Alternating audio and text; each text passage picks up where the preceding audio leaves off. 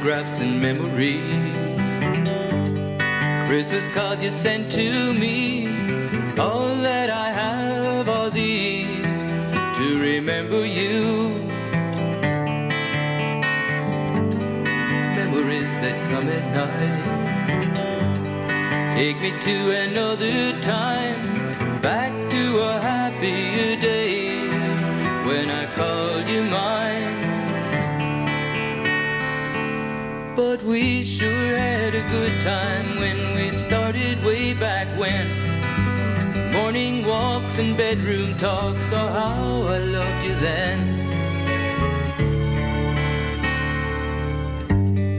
Summer skies and lullabies, nights we couldn't say goodbye, and of all of the things that we knew, not a dream survived.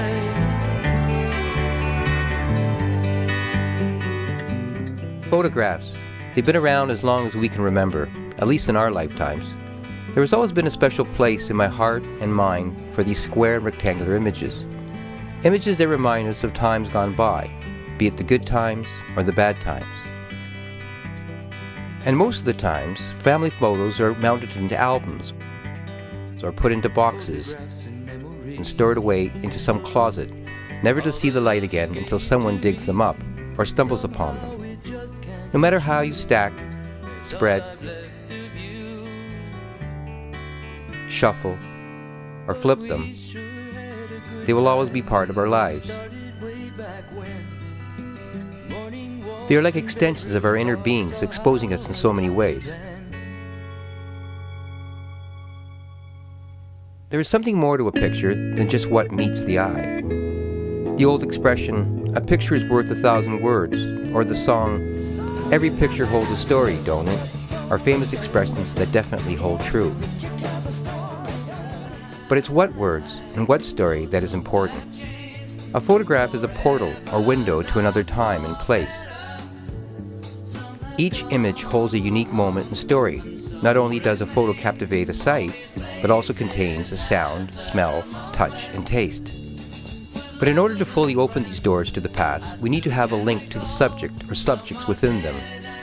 Many questions such as the who, what, why, where, and how come can remain unanswered otherwise. Without this link, a photo will remain just an image of the imagination. This link, which is usually a person, is the key that opens the door and allows us to share all 5 senses. For example, in this photo, the who, well, obviously, I know it's my father. But how old is he? Where exactly is he? What was he doing on that day? Why is he wearing such a loud floral shirt? Was it a hot day? Well, it turns out after questioning my parents about the snapshot that they had been only married close to a year when my mother took this photo of my dad. It was taken in a botanical garden in the town of Vila Franca de Xira in Portugal. My dad was 26 years old when this shot was taken. And yeah, it was a hot day. And about the loud floral shirt, well, it was one of my father's favorites, made of silk, that he had brought back from Macau, China. And considering the why he was wearing such a loud shirt, well, from what my mother told me, it was the fashion back in Macau, but when he continued to wear it in Portugal, well, many people thought he was just gay. No word of a lie. It was a sign of the times. And Dad, no worries, I dig the shirt. Photographs shape our lives and thus our reputations. Consider this. After we are long gone from this world, we will be to a certain degree esteemed and remembered partially based on these relevant photographs, especially by the people who never knew us personally and would have liked to have known us. I come from a family which fortunately has always had many photographs and home movies. There was always a strong following and fascination for snapping photos and shooting film, which started with my dad. I remember when my dad bought his first movie camera, a Bell & Howell state-of-the-art super standard 8mm, and that cool 35mm single lens reflex camera that he brought back from his travels to Japan. It had its own unique brown leather case that was falling apart at the seams from all the years of usage. Speaking of fathers, namely mine, he turns 85 this December, the 15th. And what better time than to ask him about one of my favorite photographs of him. As a little boy growing up, I often wondered about certain photos of my dad. There was a few that instilled a sense of mystery and conjured up visions of high adventure After all, he had led a pretty interesting life, with a few claim to fames along the way. This picture was always one of my favorites. The first time I laid my eyes on this photograph, I thought that it probably had something to do with his time spent in the military. And boy, was I wrong. I wondered, where was it taken? Why is my dad dressed up the way he is? Who are those men in the background?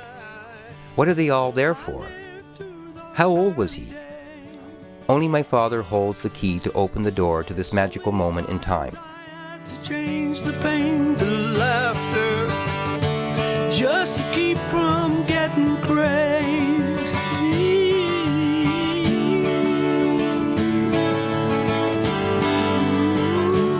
I'm Joe Valador. I'm 84. Next December I'm going to be 85. In 1956, I had the pleasure to be involved in a British movie with the name Hell in Korea, starring Stanley Baker and George Baker, with McConaughey and Robert Shaw. And this is my picture and my story.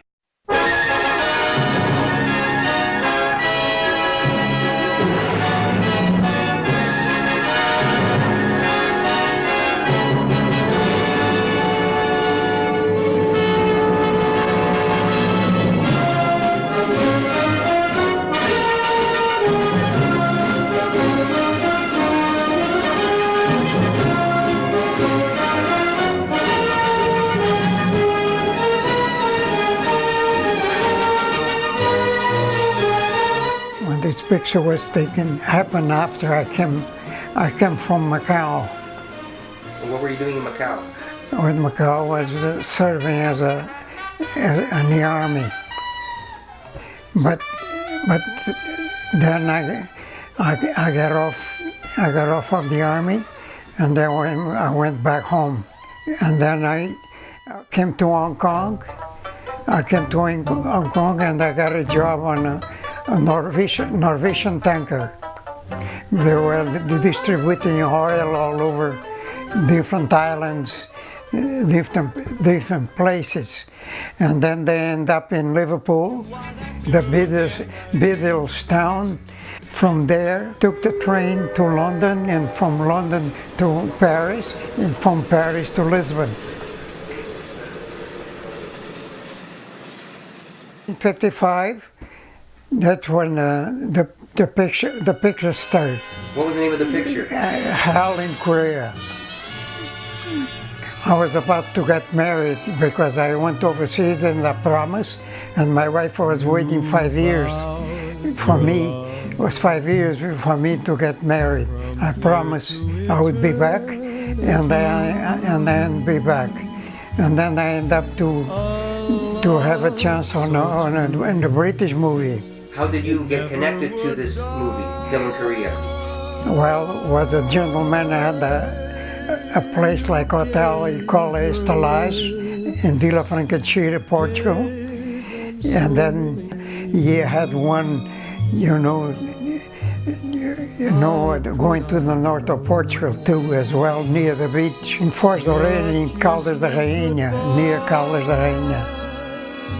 My parents used to live in Vila Franca de Xira, and I was going to meet them, end up to see a man, the bus stops, and I was talking to the bus driver, and the bus driver told me about the British were making a movie in Portugal. Not so long ago, I was out of a job, and then I was working in Vila Franca de Xira as a taxi man.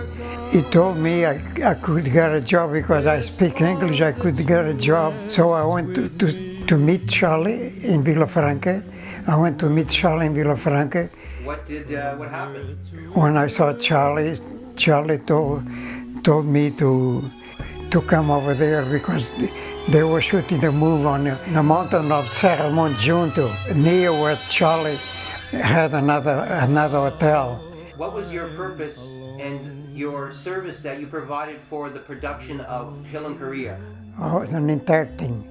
I have to organize soldiers, Portuguese soldiers that serve in Caldas da Rainha, where the army was, and then they facilitate, and then spoke to the Air Force of Portugal, so they would, when the need to be taking the shot from the picture, they'll be flying over that mountain.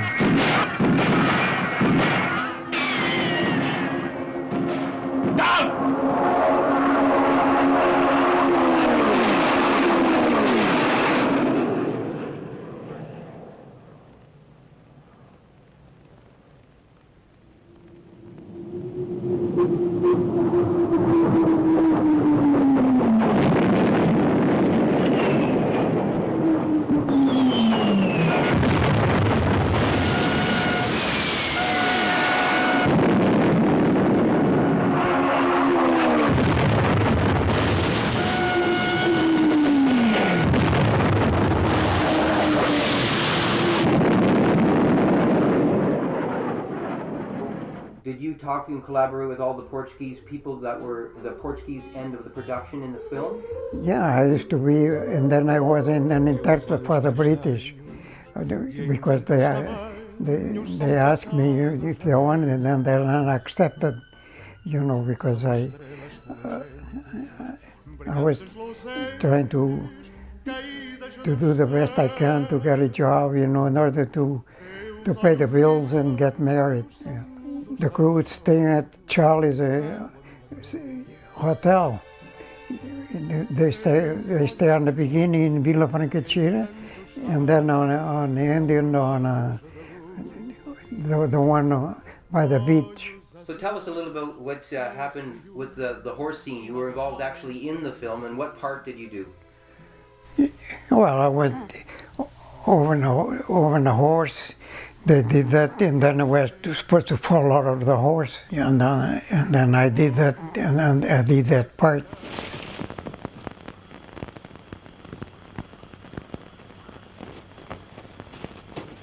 Lieutenant says not to fire unless we are spotted. All right, all right. Tell the rest. Ensign, keep down.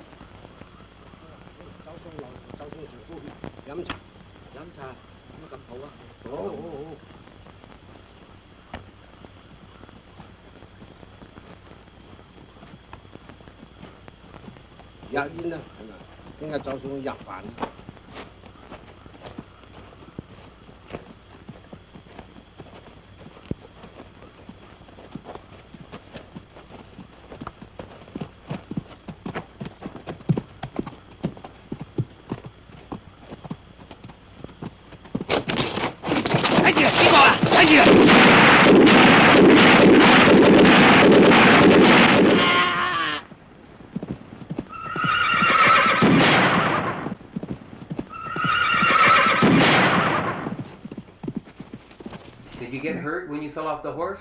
No, I didn't get hurt when I fell off the horse, and it was a good pay because they'd me a few bucks, because I was, like I said before, I want to get married. The assistant of the director, I offered him if I can do the scene because I needed the money.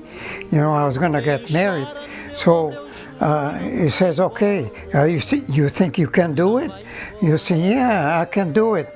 So they gave me the part and the run, everything went well. Mr. Julians was the director of the movie. He said, you want to have a talk with me, because he kept the last scene, the last scene of the movie, you know, because everything will be under fire, you know, the barracks and all that. And then he wanted me to talk to all the troops, and then he asked me if I could direct as they were, you know, as like in the army, you know, in order to hold them as much as possible for the last scenes, you know, because it was a very expensive scene. He didn't want to do it in one take. And I was involved with them, like to running from one place to the other. So I told them I'll do my best. I shall need you in front of the guide. Is there a track? Big path to temple, sir. All immense. Well, don't join it until we've left the village. Find a way through the trees. Well, off you go. Get a moving, Champagne. Get moving. Okay. Come on, get on with it. Come on. In you get.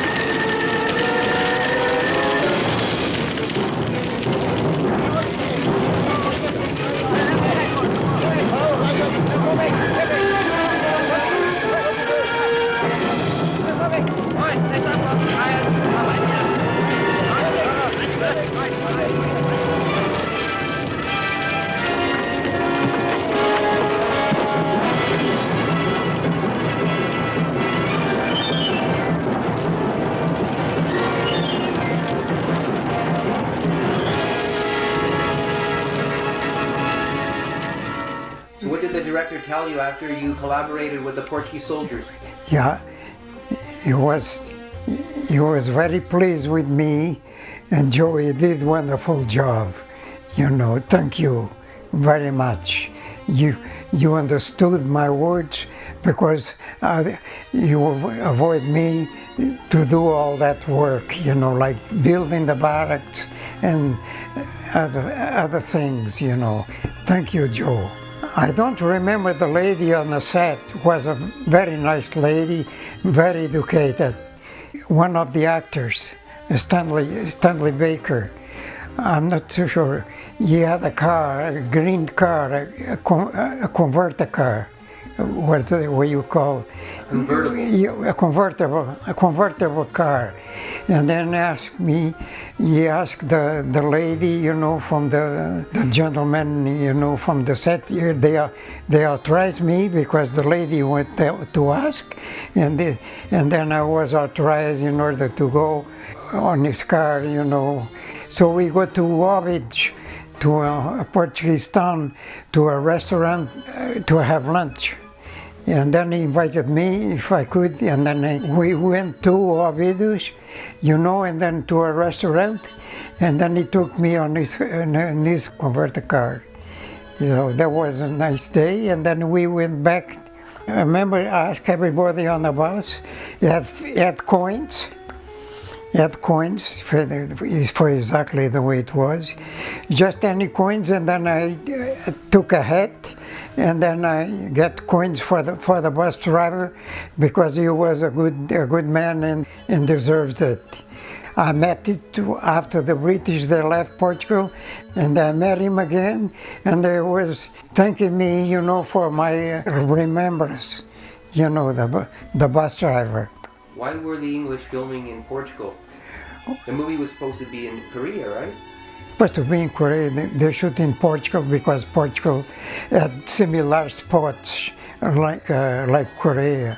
That's why they could say they helped Portugal on the same time, and it was a very good idea. We did this movie with the British on the summer 1955. I was 25.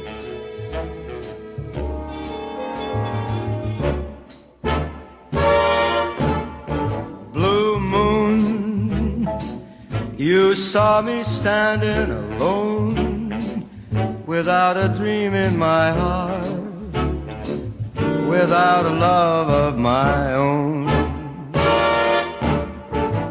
Blue moon, you knew just what I was there for. You heard me saying a prayer for someone I really could care for. And then there suddenly appeared before me the only one my arms will hold. I heard somebody whisper, please adore me. And when I looked, the moon had turned to gold. Blue moon, now I'm no longer alone, without a dream in my heart, without a love of my own.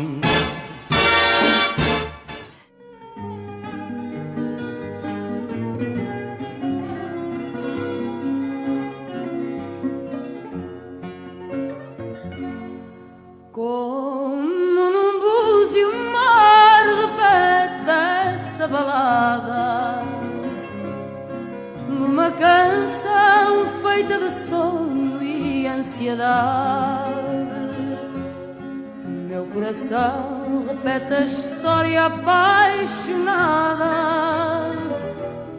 de uma presença que se fez longe e saudade. A vida quis que fosse assim nosso destino, o grande amor que quis vencer os vendavais. A vida quis que fosse assim nosso destino. Onda quebrada contra a pareia e nada mais. E a vida passa como os versos que escrevemos e as promessas que fizemos no dia da despedida. E a vida passa, passam os dias rasgados, tudo passa e passa a vida dos amantes separados.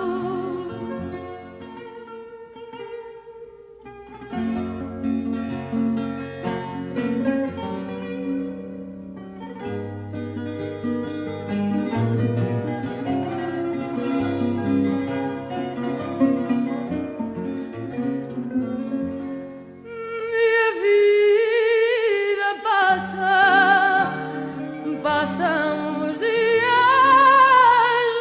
rasgados, tudo passa e passa a vida